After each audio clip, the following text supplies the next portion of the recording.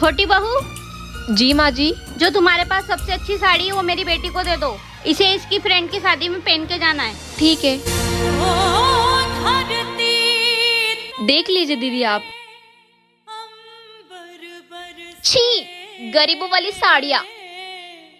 ऐसी साड़ी तो मेरे ससुराल में नौकरानियाँ पहनती है।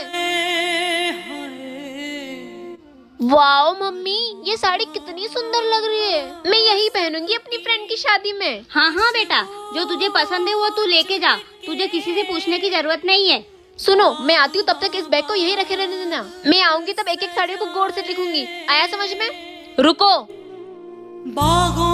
तुम्हारी हिम्मत कैसे हुई मेरी बेटी के हाथ में से साड़ी छीनने की? तुमने सुना नहीं उसने क्या कहा?